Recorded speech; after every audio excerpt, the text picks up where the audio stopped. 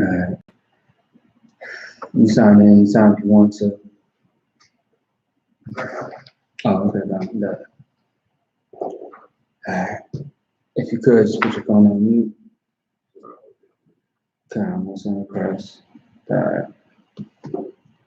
Hey, Shalom, Yahweh Shemir Al-Shai Barakathon to all my brothers. Shalom, Yahweh Shamar. Aladam Shemir Al-Shai to all my sisters, all right? It's I.S.U.P.K, Minneapolis, with the Brotherhood class. And today we are going to, like always, every week, we like to touch on scripture that pertain to brothers and sisters. This class is not just for the brothers, but also the sisters. Because brotherhood and sisterhood plays a big part in the Black community, of course. You know, because that's something that we lack very, very heavy, heavy. You see what I'm saying? Because we see that there's a lot of fighting going on, a lot of killing and murder going on. Understand that half of the things that Black and Hispanic people go through is pretty much endorsed by the white man. That's why we say that the white man is the devil that the Bible speaks of, meaning that he is the evil deceiver of this earth. He has deceived you to believe that in order for you to survive in the ghettos, you have to sell drugs. Better yet, if you sell it to your own people, it's going to sell. You're going to make profit. But no one ever considers the consequence, the lives that are destroyed, of course. But nobody gives a damn about that when you're making thousands of dollars. See what I'm saying? It's the greed. You see what I'm saying? It's the vanity that, the white man gives you as a picture. Okay? So that's just one example. Of course, once again, I like to always throw some shade on so-called leaders that are not leading the people the right direction. And that is your Christian pastors. That's anybody that says that they speak up for Black people and don't do the real work that they should in order to save and protect Israelites, man. And so we got the Hispanics right now going through hell. And the only reason why the white man is getting away with it is because you allow it. Black people in the world ignorantly do not know that the Hispanics are their own people, that they are family and kin to you. Meanwhile, you're sitting around thinking that this white man who hates you every goddamn day, who has nothing but perpetual hatred, you think that he is family. He is your so-called neighbor. And that is a lie that has been taught for many, many years. Okay? And we're gonna switch that up, all right? We're gonna definitely go ahead and show you what is true and what is not true. Okay? We are also going to show what is very important in the Black community. We are suffering. There's a way to escape the hell that we're going through. And that's something that we're going to teach on today. The first scripture that I want to get into is Ezra 4:1. Ezra 4:1 is something that you should take heed to. Look at this great example. Yeah, whenever you got that, you get that out. And while the brother is pulling Ezra 4:1, we are going to, let me go ahead and grab this one scripture that I need. See what I'm saying? Give me 1 second. You got it?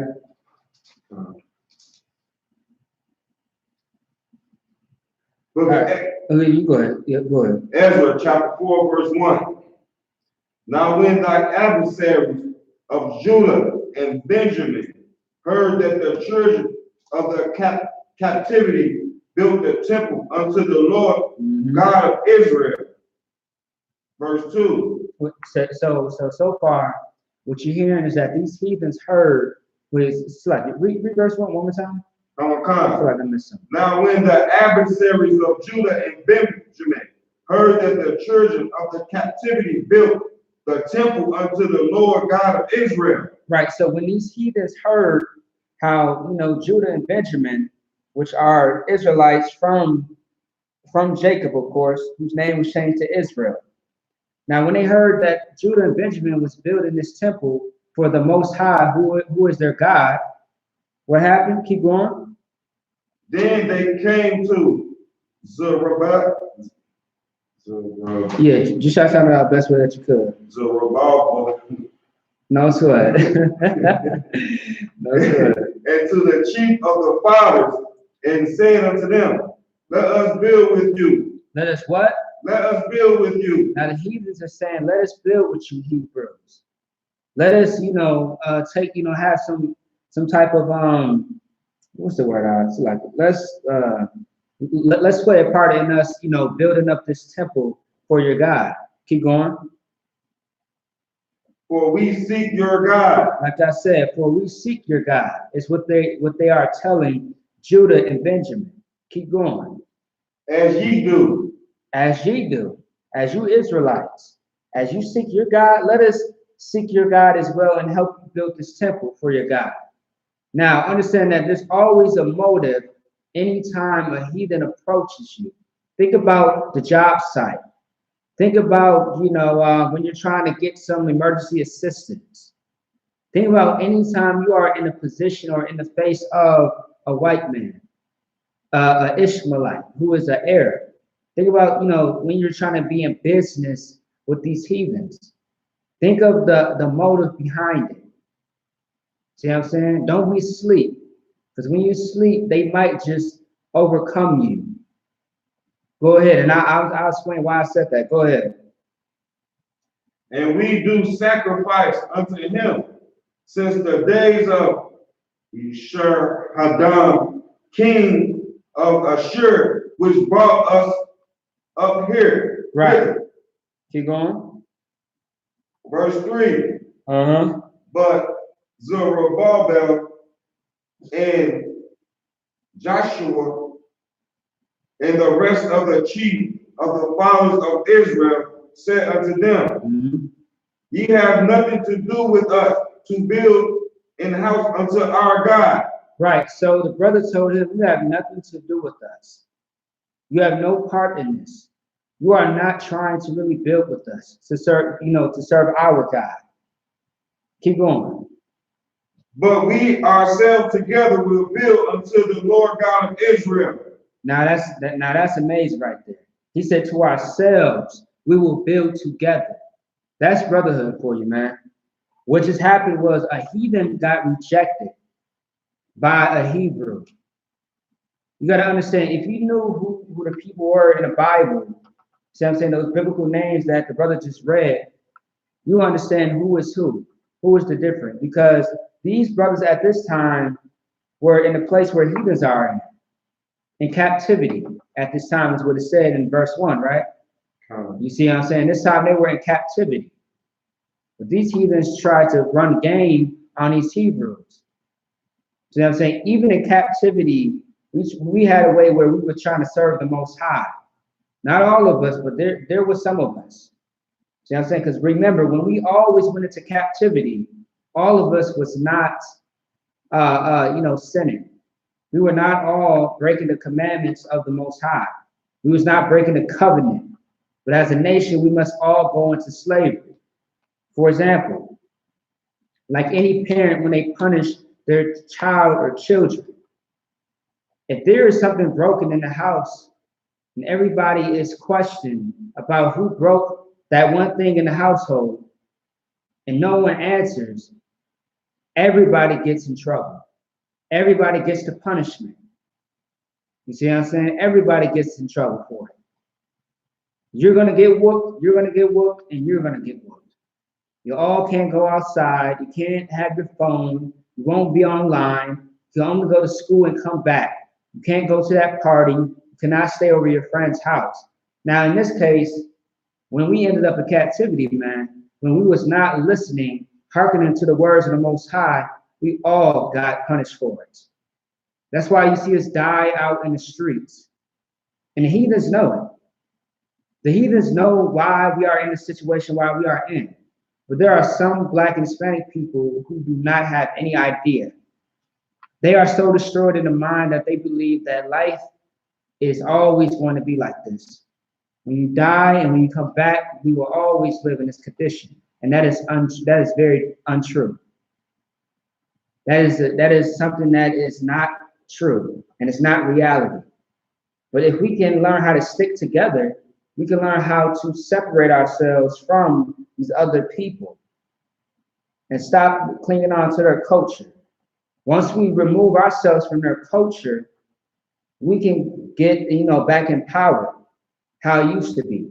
And they could be our slaves. And you could be the ones that are ruling things, running things around here. Okay? Now, keep going on that, all the way to verse 6. So I'll let you finish up. As King Cyrus, the king of Persia, has commanded us. Verse 4. Right, and now Persia actually is Iraq, if I'm not mistaken. Ain't that correct? Iraq. All of that was Persia. All the way down to right. Come. You see what I'm saying? So this is how you know that the Bible is so biblical and so true. It's a prophetic historical book. It has a lot of history and archaeology inside of this book that you call, a white man's book. The white man cannot be an author of such a great book. You see what I'm saying? And how can a white man write a book where he destroys his own self? Every time that the white man talks about himself, it's always something to boast about. A white man would never boast about his destruction. But the Most High definitely will put it in the book. A black man put it in the book. Because these prophets wrote this Bible. See what I'm saying? The children of Israel are the ones that wrote the words of the Most High in this Bible, man. And this Bible tells great stories. One of the stories right now is talking about how the Hebrews, Judah and Benjamin, rejected the heathens because they understood the motive. And read that one more time, Bob. That was really dope, Bob. Yeah. When he said that we would build together. But we ourselves together will build unto the Lord God of Israel. Right. So the brothers told these damn heathens, man, we are going to build together, but not with you.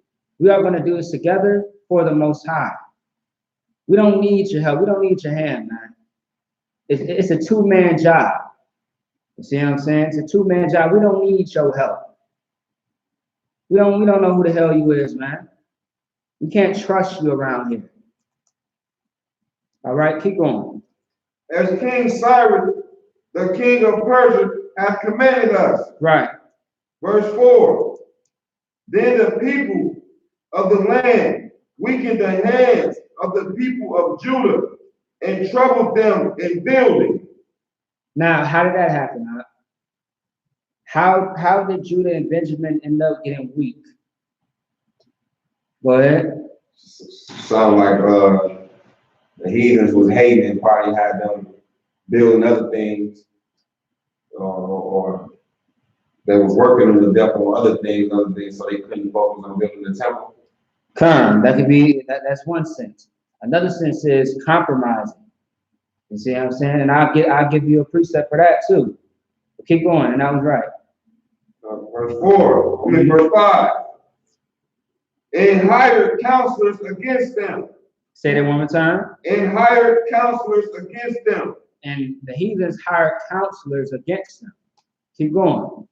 To frustrate their purpose all the days of Cyrus. To frustrate their purpose all the days of Cyrus, king of Persia, even until the reign of Darius, king of Persia. Right, so you was correct on that. You see what I'm saying? They conspired against the Hebrews to make sure that they did not do this thing. They did not build up this building to serve their God. The same thing with Pharaoh, man. Pharaoh tried to stop the Israelites from serving the Most High in the wilderness until Moses let it be known. He laid everything out on the table and told Pharaoh what was going to happen if he did not let the Lord's people go. And then a great day happened. A great pour to the Africans happened. But it was a great day for the Israelites, the children of Israel. We had what you would call the Passover. See what I'm saying? Which is a great day in history for the Black and Hispanics, man. All right? Is that it on that? Verse 6? Verse 6. Okay. And in the reign of Ahasuerus, in the beginning of his reign, wrote they. It's like Ahasuerus. Ahasuerus. Yep, kind of. It's like that's what. In the reign of Ahasuerus, In the beginning of his reign, wrote they unto him accusations against the inhabitants of Judah and Jerusalem. Right, and Judah, it's like actually, I believe Ezra's the same brother. I mean, same person. And is that Esther? You recognize that name, right? I believe that's the same person in Esther. I recognize that name. So I recognize Cyrus and Darius' name because they actually taught us about them in school. Right. Like, yeah, I recognize them too. And not only that, like you watched the movie The Spartans in 300. Right. Darius was the one that they were in 300 was fighting against. Right. He had carrying on that big ass thing. Yeah. So yeah, I remember it kind of made me think, like, was that us carrying his ass? We was the slaves, and you know what I'm saying? That probably was us carrying his ass around. I'm not so sure. I heard this. I believe it's the opposite. As far as most likely were either Hebrews or were not Hebrews. I heard that too. I heard the Spartan was Hebrew. I looked it up. Before I started coming to class, I was doing all type of research. And I heard that the Spartans was I have to get that confirmed, but that might just be right. You see what I'm saying? I still haven't got to confirm if Shakespeare is a brother or not. I heard Shakespeare was a brother too. Right. Beethoven was a brother. You said who else? Beethoven kind of heard the same thing. Mozart. I heard Beethoven. Yeah, kind of. So you know what I mean. So I mean, I'll have to get that confirmed. But as far as that name, though, I believe it's the same person who was in the story of Esther. You see what I'm saying? And Ezra, so that does play hand in hand with each other. So long story short, though, there was accusations being held against them. And why I mentioned why he is important, why his name sounds familiar, is because of let me see, Haman. Well, Haman or Haman, when he tried to set out the decree against the Jews. You see what I'm saying? You remember the man that was raising Esther, right? Was it it was Malachi? Was it Malachi or yeah, I believe it was Malachi. Malachi, I believe the brother's name was. It was the Jew that raised up Esther. Remember that? I don't think I read that. It's a story of Purim. Oh, okay. It's a story of Purim. Okay. And how Haman, was trying to get the brother that raised Esther killed. That noose was ended up set up for Haman or Haman. Okay. You see what I'm saying? At the end. And so what happened was the heathens ended up getting killed. The Jews, that decree did not go, towards the Jews anymore. It was a flip side. You see what I'm saying? Because of what Esther did. It's all for the Lord, of course. And that's why, everything was blessed. And the brother that raised up Esther was actually king. And Haman was not king anymore. You see what I'm saying? So let me see here. Go ahead and after that, you get Ecclesiastes 9. Get First Maccabees 1 and 11. Yeah, First Maccabees 1 and 11 is a precept to that entire thing that I want to get into. This is what happens when you do not fight for your honor and your integrity as a man or a woman. You said 1:11? Yeah, 1:11. First Maccabees 1 and 11. As a black Hispanic man and woman, see what I'm saying, child, you have to fight for what you know. You got to fight for your God. You got to fight for your people. Your culture and your traditions is something that you got to fight for. The fact that you knowing that you are an Israelite, a child of the Most High, should mean a lot to you. And you should fight for that. You should stand for it. You should always never water down your culture, how these heathens do. They take your culture and make it look disgusting. And they play around with it. That's why they play around in blackface. You got the Jewish man out there who's a white man who thinks that they are you. So you got to think about that.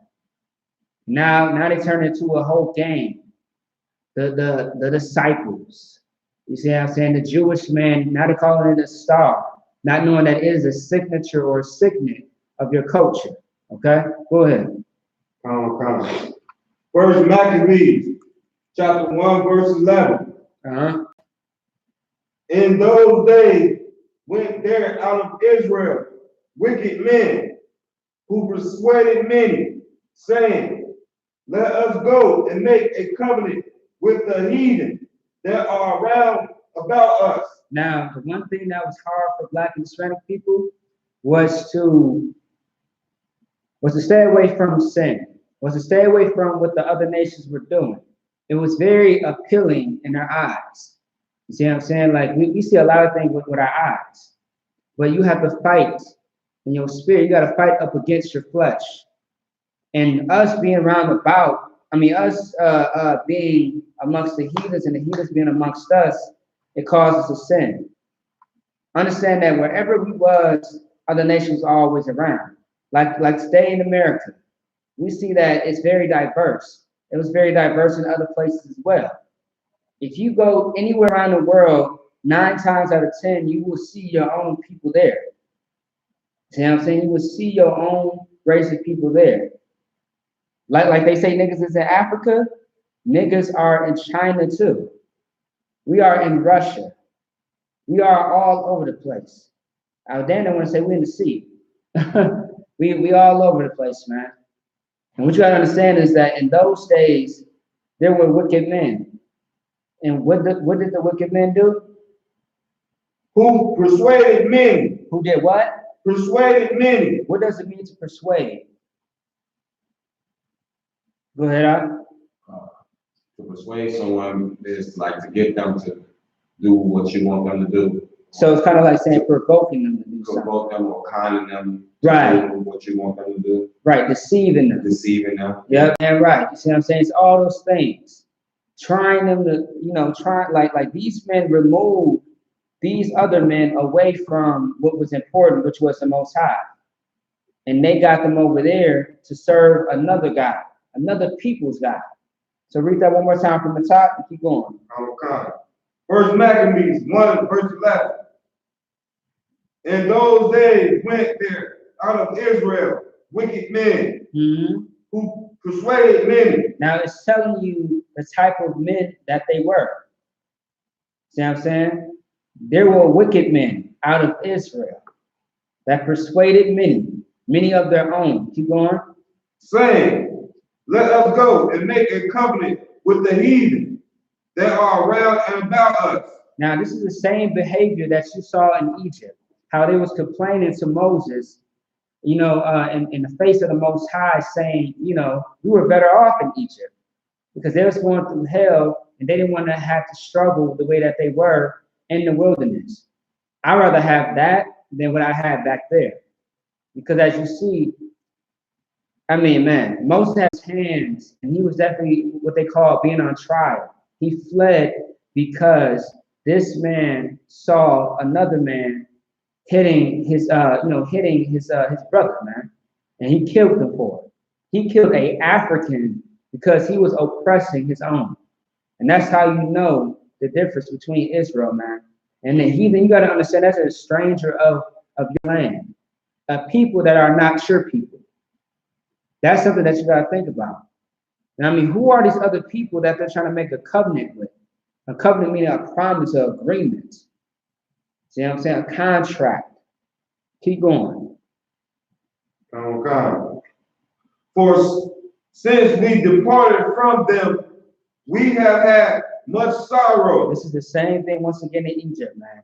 In every hell, every captivity that we ever been into, there are some sellout Negroes that believe that they need the heathens in order to survive. But let's go back to the times where the heathens needed us. See what I'm saying? There are history books. There is proof out there when we used to be on top. Like Black and Hispanic timeline does not begin with slavery. It does not begin with us being in the hands of another people. It's the other way around, man. Remember that we taught these heathens everything that we know. That they know now. Business came from us. How to clean yourselves came from us. The fact that, you know, they got all these reality shows with love and affection and marriage and stuff like that. Remember at one point in time that white men would prefer men over their own wives. And if they had sex with women, it was only to carry on their seed. And if they had sex with them, they had to dress up like a man in order to have sex with them. And that is true. But you won't learn that in school. But the scholars will tell you something. The scholars will tell you that the Hebrews were once on top of the world, but they fell in the hands of their enemies. You want to know how? Because we decided to join them. We decided to take on their culture. Like Adam and Eve hid themselves amongst the other nations with those leaves, man. I mean, fig trees. You see what I'm saying? Read that one more time, huh? Okay. In those days went there out of Israel wicked men. Wicked men, man. Think about your Sadducees and Pharisees, your Christians, the people that seek the love and attention from other nations, man. For example, we got the black Christians who are looking very retarded and stupid, who decided to be in the face of Donald Trump and vote for him. You see what I'm saying? That shows you how disgusting of a sellout that they are, that they don't give a damn about their own people. Those two loudmouth women who are all over television, you know what I'm talking about. I can't stand them. I'm sorry. That's what they some sellouts, man. They are whores for the white man. They dance around and they do anything for massa. You see what I'm saying? How they stood up for Donald Trump to be in office. And what does Donald Trump do to black people? He disrespects them all the time. And black people love him more and more. It's the same thing when a white man decides to kill you. We dance harder for him. We pray harder for him. We forgive him more, hoping and believing and thinking that he's going to change. Since the beginning of time, man, going all the way back to Cain and Abel, with that story. The white man has not had any change of heart. From that time period, from that day to this day, nothing has changed.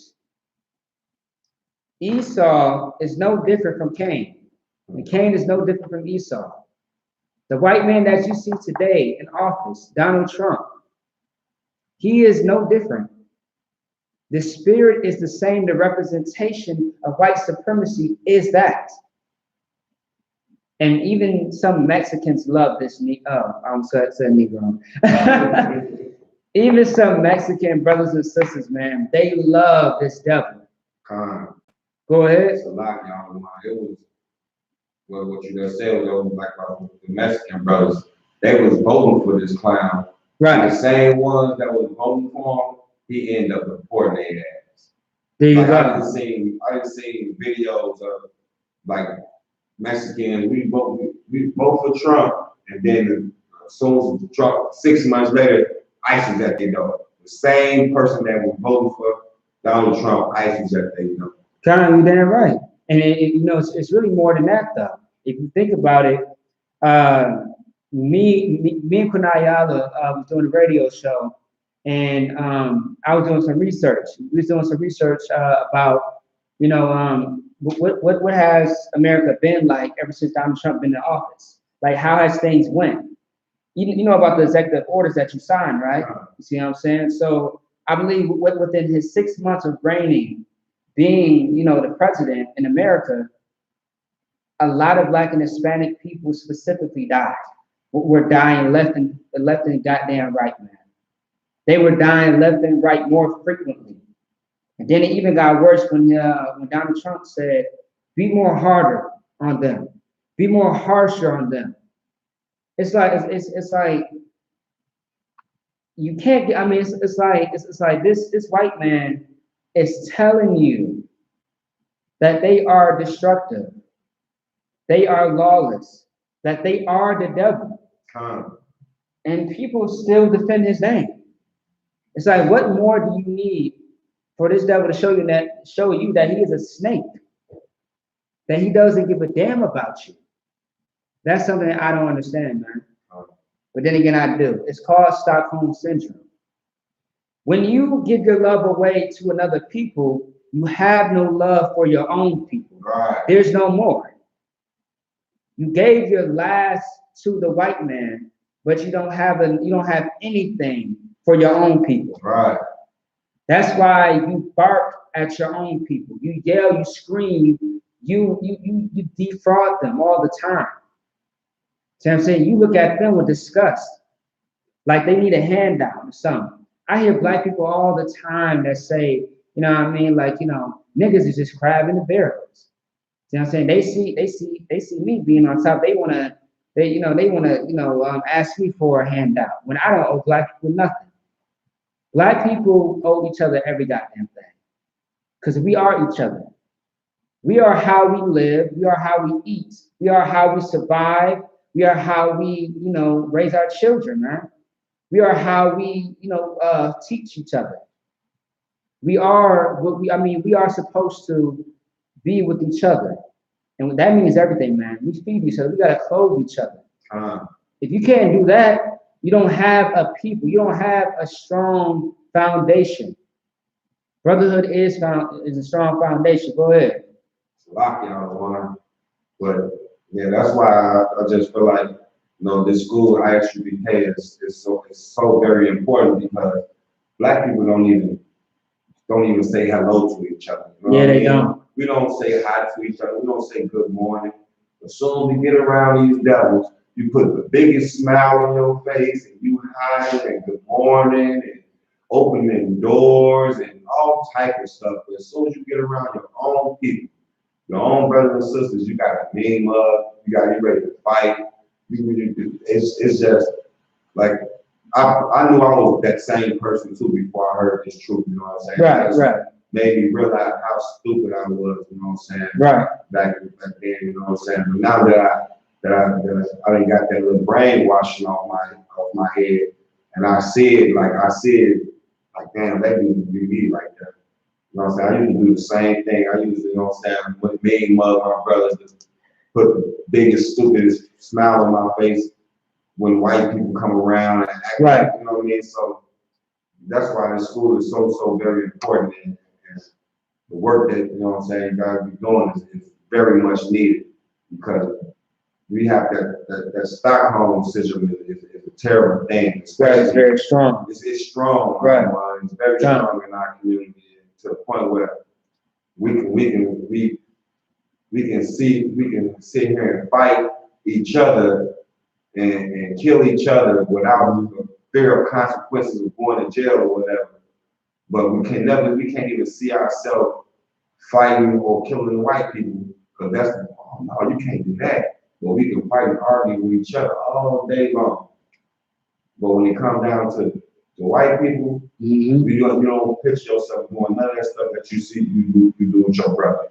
Right. And that's the sad part about it. Hey, I'll give you an answer. The I.S.U.P.K is that truth, man. Because without the I.S.U.P.K, you won't know how to properly, protect yourself from the white man. You won't know what it means to actually be there for another brother. And that's something that I wanted to get into, and I'm glad that you said that. And that's going to be the flip side of the class. You see what I'm saying? Like what it really means to be there for your brother. All right.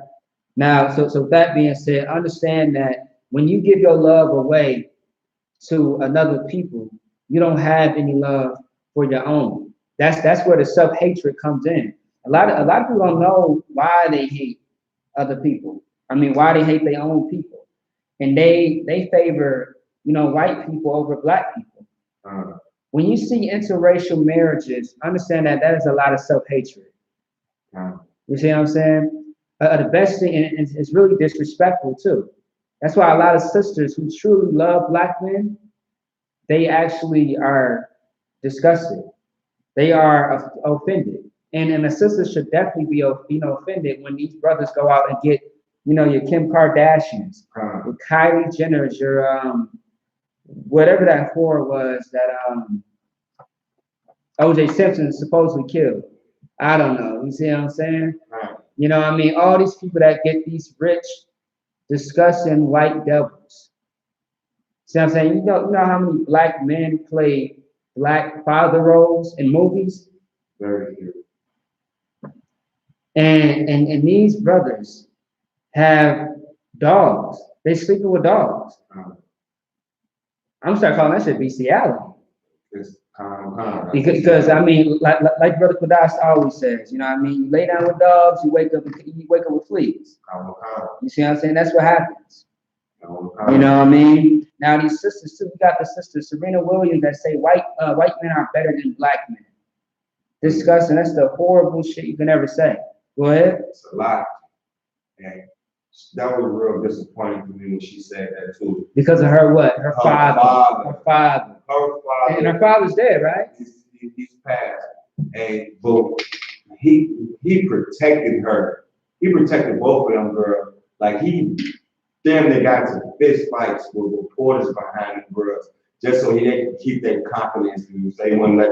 Like I remember watching like videos of when they was young, you know what I'm saying? And that's when they still had the beads in their head. Right, rocking the beads. Yeah, and the reporters used to come up there like, what makes you think you can beat her, or what makes you think you're so confident? I remember that, yeah. The father used to have to come in, I'm talking about, they're almost down there about smacking the reporter, like, don't you come up in here and try to put no pressure, no seed of doubt into my daughter's head. Like, she gonna beat it because she said she gonna beat it. Like he was there fighting for these girls, and for her to do what she did and say the words that she said, I know her father flipping over in his grave. I know he is too.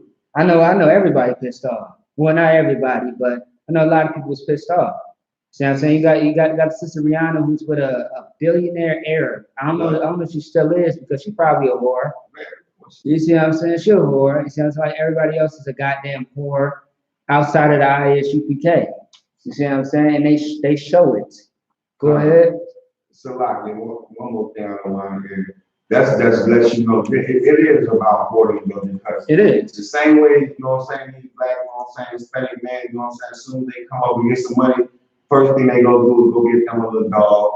You know what I'm saying? The same way with the sisters. As soon as they get a little money and come up, or they looking for some money to come up, they go get them a dog. You know what I mean? Right. It's a self-hate thing. Ain't nobody willing to go through that struggle and build some up in the ground like they used to. Everybody looking for a quick way out. I even hear sisters say, white man got the credit and stuff like that, got good credit. Like it's all about vanity. You know what I'm saying? Don't get me started. It's all vanity and what can you do for me right now? It's not about, you know, love or, you know what I'm saying, building something. It's about money. Right, and they say the white man got the money. The white man printed the money, so guess what?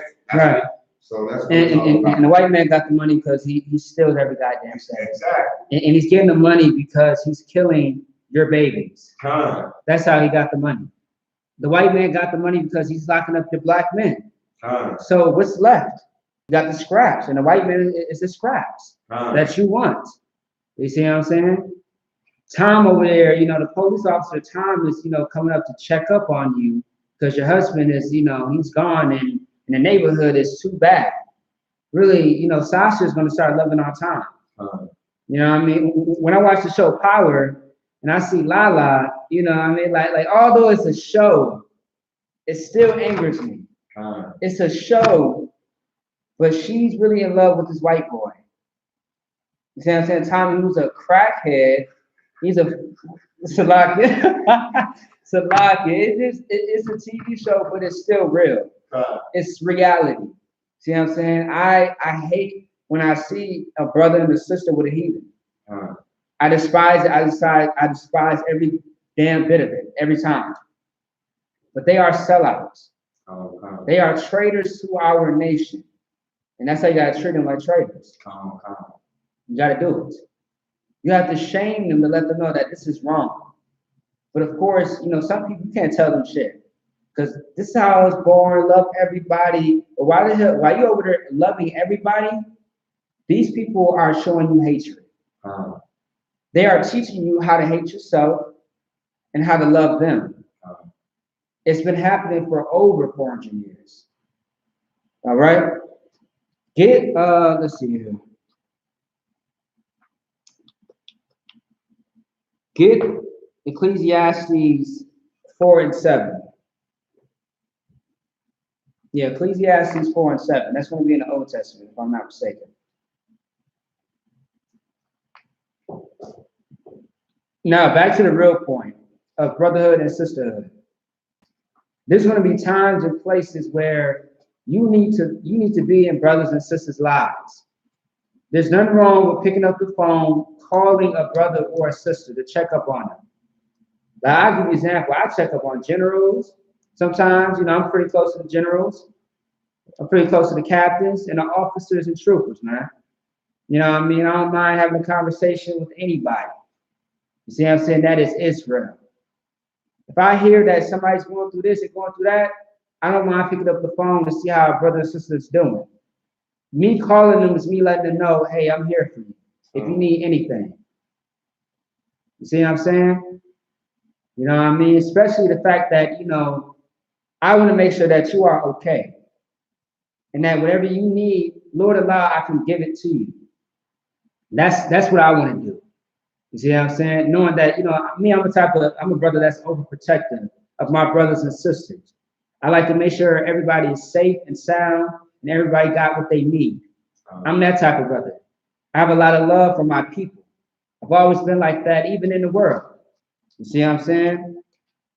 And me not giving you drugs shows a lot of love to you. That says I respect you. You see what I'm saying? I remember when I turned 18, right? I turned 18 in the truth. And my mother and my cousins and them was like, oh, ain't you 18 now? I'm like, maybe, something like that. Well, what's going on? Oh, can you go to the store? Nope. I'm not going to buy you no cigarettes.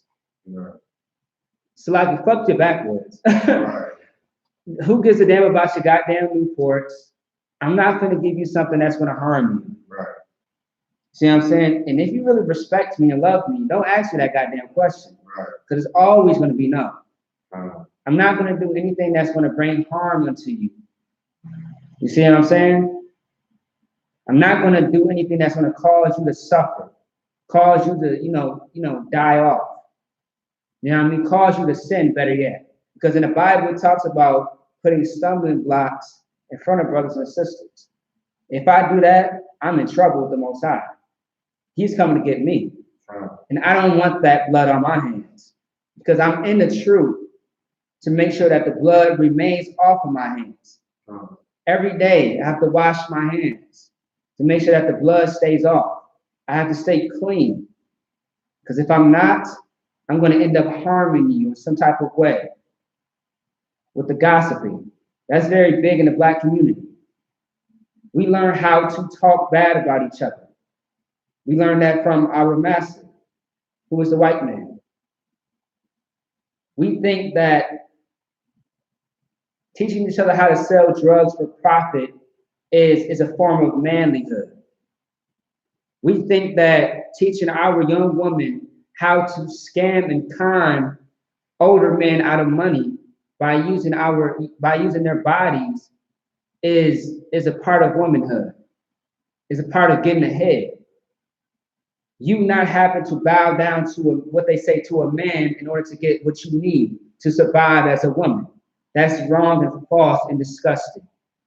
All these things that we are taught is wrong and it hurts our nation. Me not prostituting my sister is me loving my sister. Right. And I won't compliment you on your boredom. I will shame you. Right.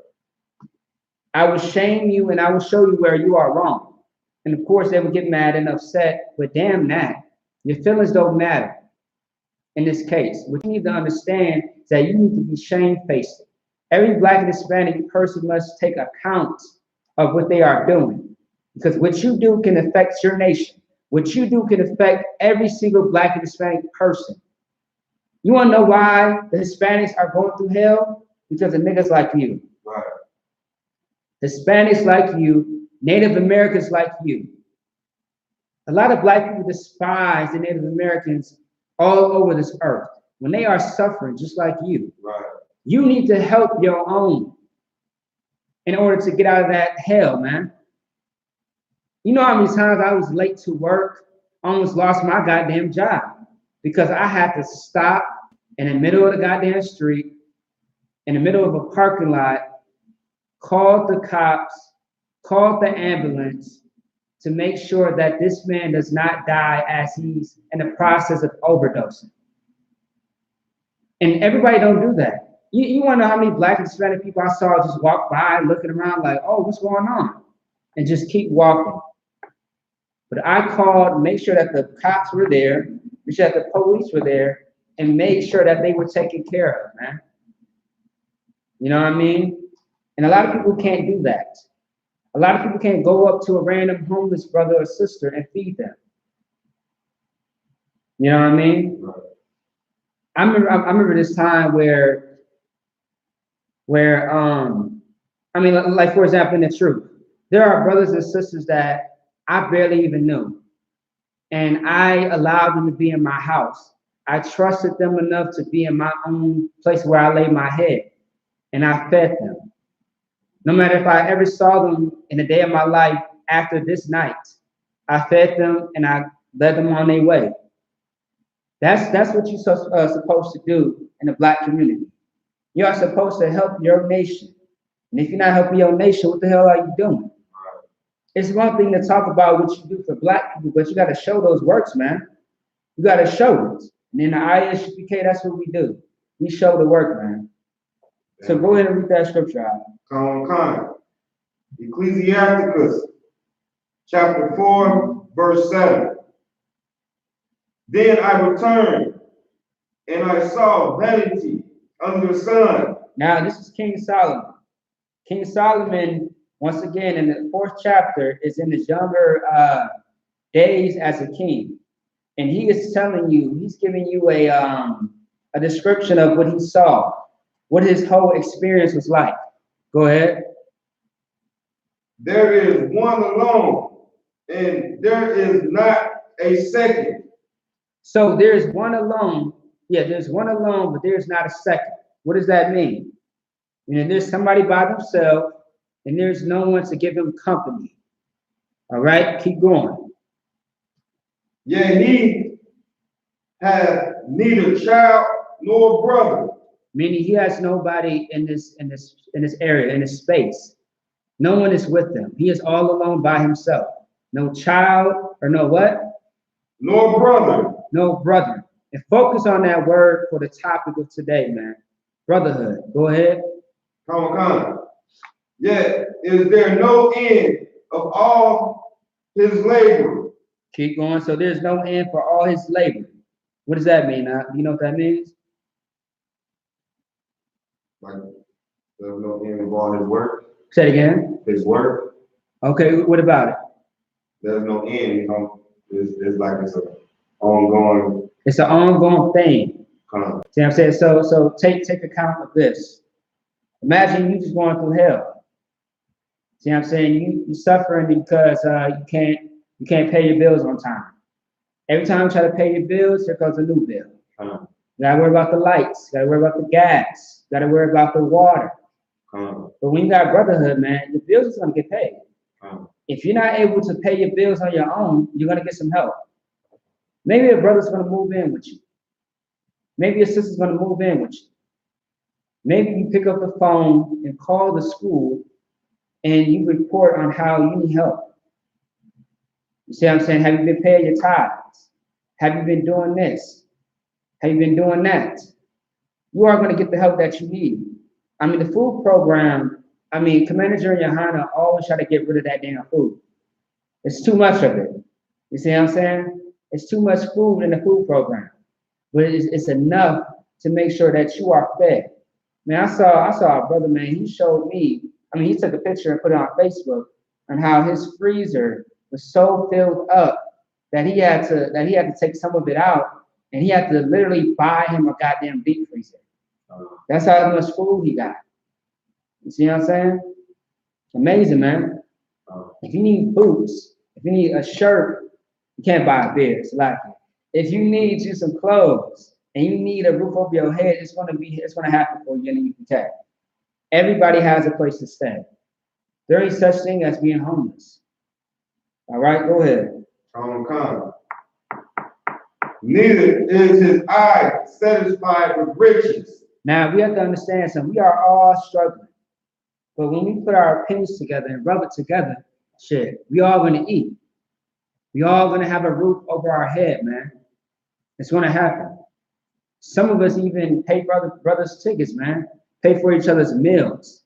That's something that we do. Keep going.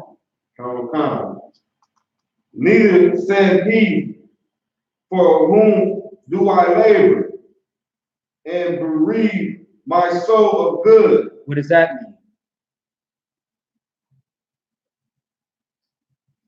Like he's not asking. He's not asking like who do I have to labor for, or who. I think you're getting close. If you need help on the definitions, you can look it up too. Definition is probably what was catching you up a little bit. For whom do I labor, which is work? Right. For who do I work and bereave my soul of good? You know what bereave means? Bereave is like when you're sad about something. Okay, come. Deprived of something.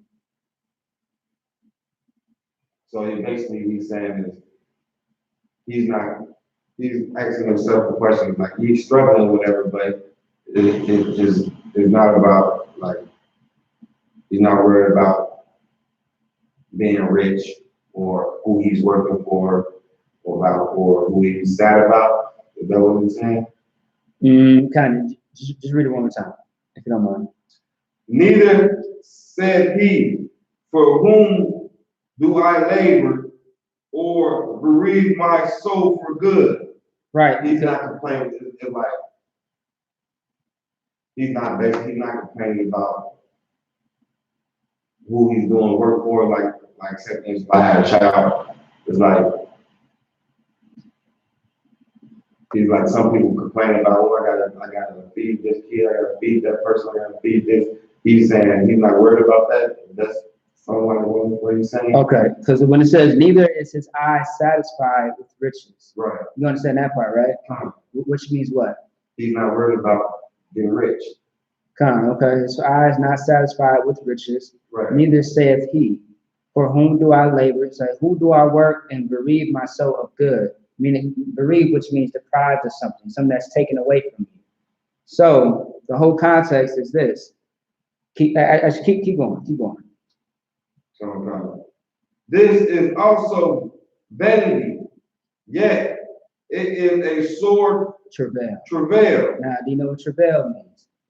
It's something that blinds you, like something that's over the eyes. No, and that's a veil. So like you travail. What does travail mean? It's a very good biblical word. Actually, one of my favorites. You know what travail means? Travail is pain. See what I'm saying? This is sore pain. Like pain is in the form of vexation, or just to be vexed. You know what it means to be vexed, right? Like overwhelmed, exhausted. Right. You see what I'm saying? Like we always say in the U.K, you know how things vex us. Like for example, interracial marriage. Those things vex us. Right. Now it says that King Solomon said that these things are vanity. Right. How his his eye. We said neither his eye is satisfied with riches. So, go ahead. All right, let's start from there. Okay. Neither is his eye satisfied with riches. That means he's not worried about getting rich. Neither said he, for whom do I work? He's not worried about who he's working for or who he has to feed with the money that he gets. Right. Right. It's like I should have worded more words. Come. And bereave my soul of good. This is also vanity. So basically, he's not being vain about trying to get rich or trying to get the most out of complaining about not being selfish. Basically, he's not being selfish. about what's going on right now. Okay, well, are you sure about that? Because King Solomon said this is vanity. It would be vanity if he was selfish about it, or if he was worried about getting rich, if he was worried about what he's doing with the little stuff that he got. If he was worried about it, then it would be vanity. But to me, what it's saying is he's not worried about those.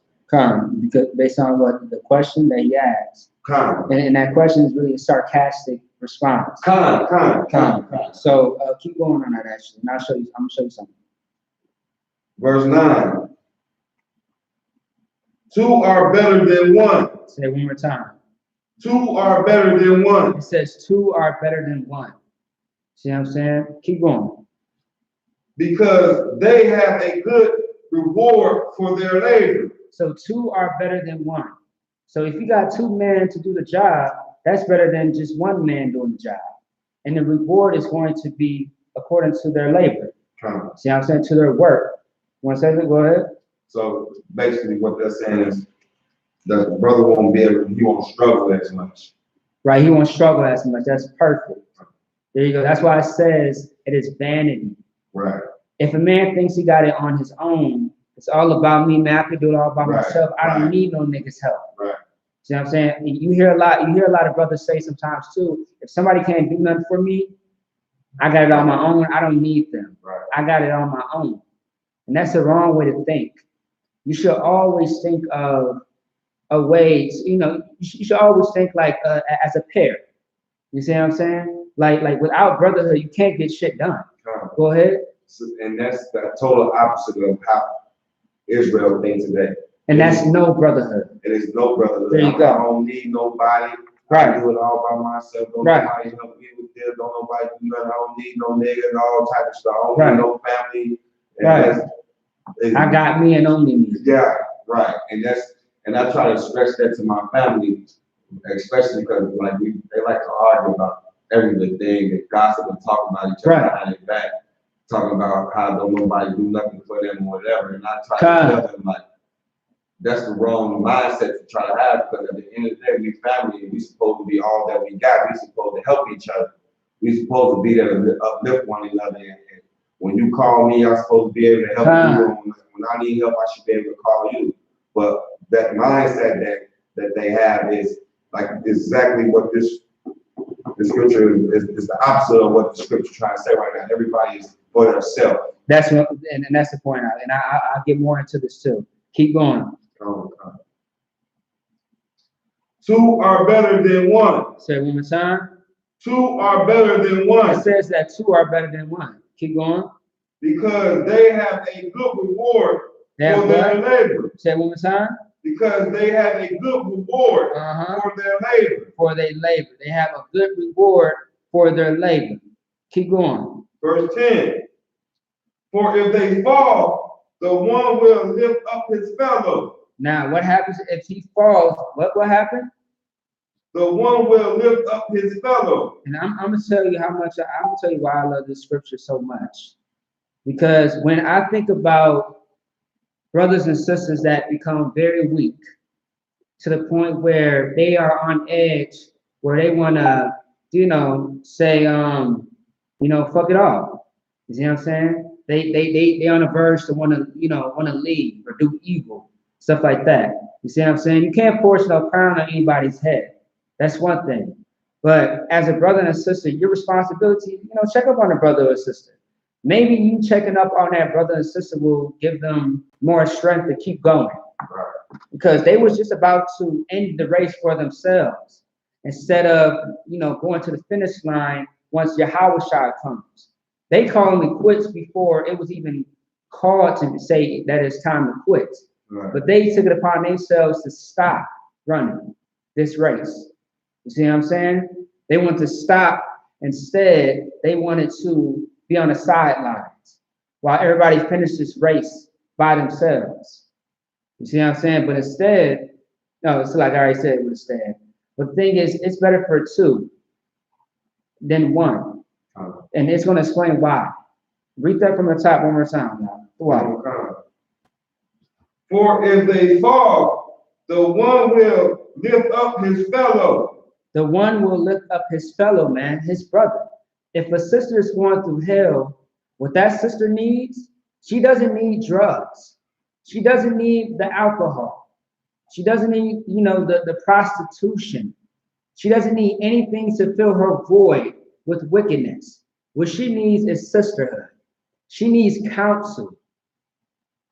She needs something that's going to encourage her to keep fighting. Although this situation that she just went through is hell. This brother needs the same thing. This brother's going through hell. He just lost somebody, a friend, a family member. He's struggling with trying to pay the bills. He needs brothers and sisters by his side. That's what he needs, man. He doesn't need, the things that the world has to offer, which is sin, man, which is death. He's already going through hell. He's already on the verge. He's on edge. And what the world is going to do is push him off completely. He's going to fall into the water, in the ocean, and he's going to die. She's going to fall over and die. That's ultimately what's going to happen if no one is there to catch him or her. So you got to be the one to catch them. There are brothers that are very skilled at watching other brothers, who can discern brothers and sisters' spirits. There are some brothers that know when something's going on. It could damn near be evident sometimes. There are, we know what to say and what not to say. We know to, say something to provoke that brother or sister to call for counsel. We know what to do when it comes to these brothers and sisters. You want to know why? Because the Bible says to know those that labor amongst you and to watch after their souls. That is a responsibility. As a brother and sister, being in a certain position, you must look out for your own. You must do it. Like for example, even doing it on a job site, meeting a random brother and sister, man, be the one to go out your way to help them and see how it impacts and affect their lives. I do it all the time at slavery. I build relationships with Israelites on the job. I make sure that I conduct myself in a way that you should always be 24/7. You don't want to be less of yourself. You want to be the man and woman that you are required to be. You want to be on point. You want to be professional. See what I'm saying? And you want to show brothers and sisters that you are there for them, even when they don't ask for it. That's perfect. That's what's going to draw somebody towards you. And ultimately, it can draw them to the truth and serving the Most High. That's the goal, man. You see what I'm saying? So keep going on that. Okay. But woe to him that is alone when he falleth. Say it again. But woe to him that is alone when he falleth. Now, woe is an old English Quaker word, which means destruction. Woe unto him that what? That is alone when he falleth. That is alone when he falleth, man. See what I'm saying? I pray for brothers and sisters all the time. I even pray for those that have separated themselves from the sanctuary, the ones that are not protected, the ones that do not have the hedge over them. I pray for those brothers and sisters, man, because it is woe unto them. Those that are in hell, those that are going through a lot, and who refuse to serve the Most High, man.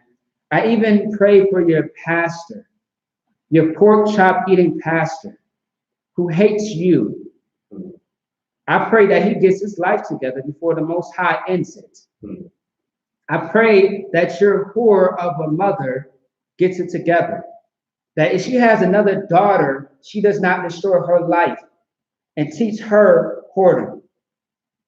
The worst thing about us in the Black community, we teach each other hurt. And pain does not heal its scars. Remember that. Pain does not heal its scars. And if you keep adding on to it, it only gets worse. It spreads like a disease, man. And as brothers and sisters, we need to learn once again how to heal each other's pain. The alcohol does not do it for us. The drugs is not helping. Once you're out of that high, you are back to being depressed. You're back with the pistol in your goddamn mouth. You're back with fighting and arguing with everybody. You find yourself in jail. It's not working for you. You need a new solution, a new remedy, and that's going to be brotherhood, man. Like I can't tell. Like if I can explain it more than what I do every goddamn Tuesday, it's so hard, man. It's so hard to really explain to somebody who does not know true love what it means to have this type of love. Go ahead. It's a lot you know out of line, and that's Israel. And that's Israel. Israel don't know what love is. Right. Israel think love is a feeling that you get every now and then. Right.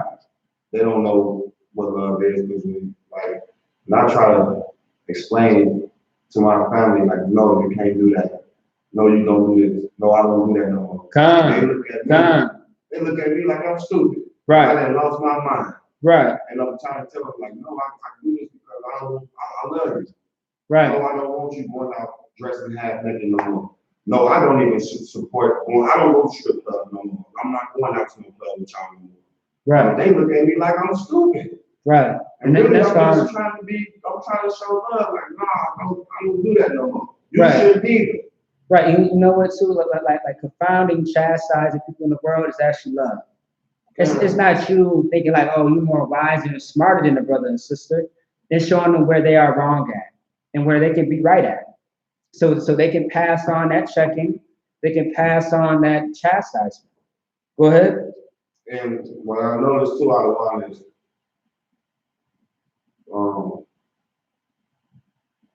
they don't want to take that responsibility of changing or saying that they was wrong about it. Because they're prideful and they want to stay the same. Once again, it's the thing about demons. These demons love you. And these demons want you to stay with them. So they will do anything. That's why they say the things that they say about you. Oh, that nigga crazy, out of his mind. When you are the one that's high off of crack, right. You're the one pissing on yourself. You're the one vomiting all over the goddamn place. See what I'm saying? You're the one that can't keep yourself together.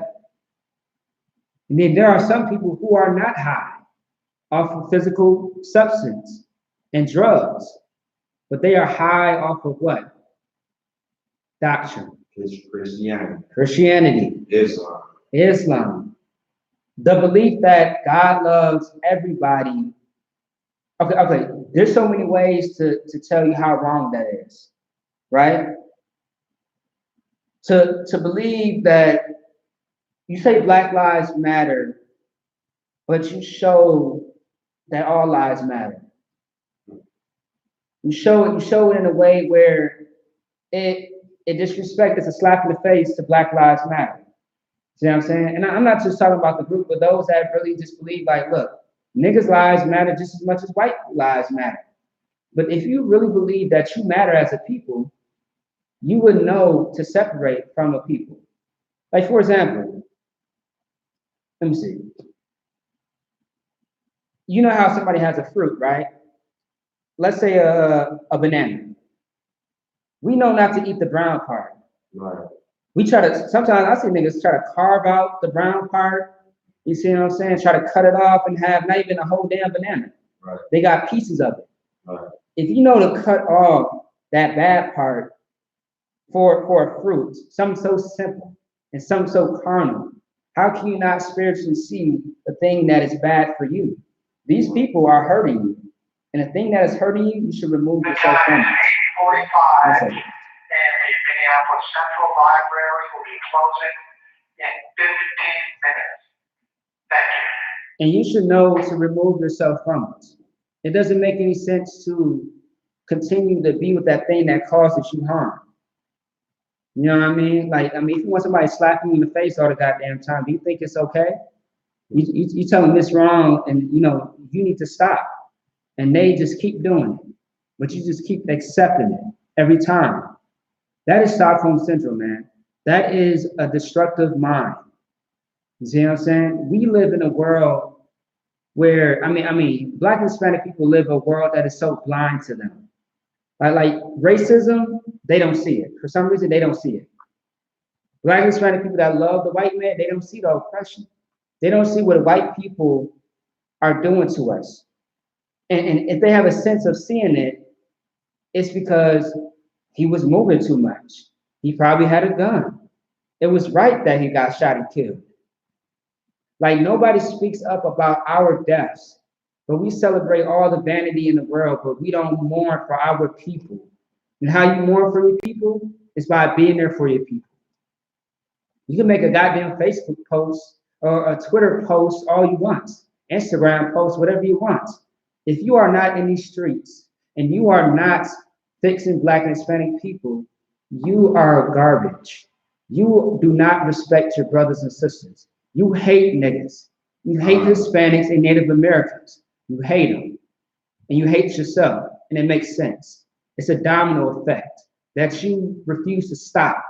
It's going to keep going and going until it gets to the end. And the end is going to be you dying, you suffering more, and you being in deeper into this hell. You're deep enough.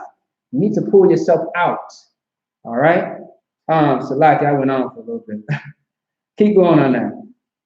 But woe to him that is alone when he falleth.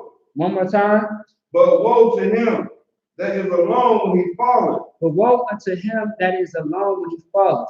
I'll give you another example. When brothers and sisters don't call for help as far as in the form of counsel, you can fall, and no one will be there to help you. And I've seen it so many times. So many times. I saw brothers and sisters just fall. And I try to help them. They like, I'm too wild by the line. I'm good. You sure I? Here goes a pillow. Here goes a cushion. Here goes that thing that can help you break your fall. Are you too wild? You sure? No, I got it on my own. When people are prideful like that, they will fall. When they fall, it's going to be hard. It will be. And you are going to be the one to see it. And they would think that everything is all good and fine until when they fall, they break some shit. They ruin some shit. And it's going to be their own life. See what I'm saying? That's why niggas lead the truth. Sisters lead the truth. 1 minute, somebody is Y.A.H.P.K crazy until they just start disrespecting the school, disrespecting the other brothers and sisters. What happened to the brother? What happened to the love that you said that you had for that man, for that woman? Now it's gone. That's wrong, man. Something is wrong inside of that person. It's called an error. And if you don't fix that error in your life, it's going to get worse. You agree, right? Okay. And everybody else should agree too. And that's how life is. If you don't fix that thing that is wrong with you, it's going to affect not only you, but others as well. All right? Counsel is very important. And also another thing is leaning on each other is very important. The white man has a strong brotherhood. He has a strong unity between his people. As you see, they run shit. So like they run this nation. I mean, it's like they run this entire world. That's why when it says the earth is given to the hand of the wicked, believe that it is the white man. Look who is president. Look at your senators, because further it says they covered the faces of the judges thereof. Everything is white in America. Nothing is you. Nothing says Black, Hispanic, or Native American. If it does, it says all your pain, all your sorrow, all your blood, sweat, and tears. And we add on to it with the drugs, with the alcoholism, with the fighting, with the backstabbing, with the killing each other. We never correct each other in a righteous manner. We never look out for each other. We are against each other. And that's not what the Most High intended it for us to be, for it to be. We was not supposed to end up the way that we are today. Once again, these heathens were round about us. And we have taught our nation what they have taught us. The reason why we suffer, the reason why we sin is because of what we learned from these other nations. So we think it's all us now. We think that weed is fashionable. To be a whore is part of the lifestyle, when that's not what we was told. To be a homosexual was such a white thing, never a Black thing. But now we are famous in Atlanta for being homosexuals. We are famous in North Minneapolis for HIV, gonorrhea, and chlamydia. Goddamn. Go ahead. Syphilis. Syphilis. We are also famous in being the #1 nation to be dead on the street corners. Our blood decorates the street corners. And that is terrible, man. We have to fix this thing, man. If you think that you are not the problem, you are the problem. Don't exclude yourself out of this. The blood is very much on your hands. If I shine a light on your wickedness, you will see that you are the problem. Don't be deceived. Don't play yourself. Don't think that you are innocent when you are not, man. If you are a Christian, no, better yet, if you are not in the I.S.U.P.K, you are the problem, period. You are the problem. In the I.S.U.P.K, we have the solutions, man. Whether you believe it or not, we have all the answers, don't we? And nobody can prove us wrong. Nobody. All right? Get Ecclesiasticus 6:14. It's like I'm talking so damn fast. It's like I'm trying to get this out, man. Damn. Boy, I want to go to camp, Bob. Can't wait for Chicago, man. Hey, and for all the brothers and sisters out there, man, on YouTube and Facebook, who is commenting, man, y'all are so on point. And make sure that y'all tag family and friends into this that need to hear this. Constance, damn right, man. See what I'm saying? Since you out there doing your thing, I've been seeing you out there. See you in class. I see what you're doing. You're doing amazing work, just like everybody else that tuned in, man. Please hold me accountable. Damn right. See what I'm saying? Because the Lord's going to hold all of us accountable, man. We all got to answer to the man upstairs. Go ahead. Kind. Ecclesiasticus chapter 6, verse 14. A faithful friend is a strong defense. One more time. A faithful friend is a strong defense. When you have brotherhood, when you have sisterhood, a strong defense is what? A faithful friend. A faithful friend. A faithful friend is one that is loyal to you. One that is near to you. Your neighbor. The one that's always around you. The one that got your back, man. The one that you know, what they call it? Your day ones? Day one. Your day one niggas, man. Your day one chick. Man, a faithful friend is a strong defense. And why should it be why are they a strong defense against that battle? You want to be the one to teach your sister how to protect herself from dangerous people, dangerous men and women. You being a brother, you want to have to protect this man from homosexuality. You got to protect this man from the gang world that only wants him to die and get locked up from the streets, man. You got to protect them from women that want to pretty much, seek opportunity out of him. All right? Time is 8:55, and the Minneapolis Central Library will be closing in 5 minutes. Thank you. Can't wait to get our goddamn school and get tired of here every goddamn day. See what I'm saying? Read that one more time, man. Ecclesiasticus chapter 6, verse 14. A faithful friend is a strong defense. A faithful friend is a strong defense. Keep going. And he that hath found such in one have found a treasure. Now, when you have found a faithful friend, you have found a treasure. When I look at these brothers and sisters in the I.S.U.P.K, I know that these brothers would die for me. And these are my friends. These are my faithful friends. The ones I know who will and who will not turn a back on me. And the brothers and sisters in the I.S.U.P.K will never turn their back on me. Right. And I will never turn my back on them. And if anything ever changes my mind, may I be dead. See what I'm saying? May I be dead. I can never see the day when I can betray my brothers and sisters, when I know that they need me as much as I need them. I can't make it without you, and you can't make it without me, man. Right. This is a brotherhood, man. it is a responsibility.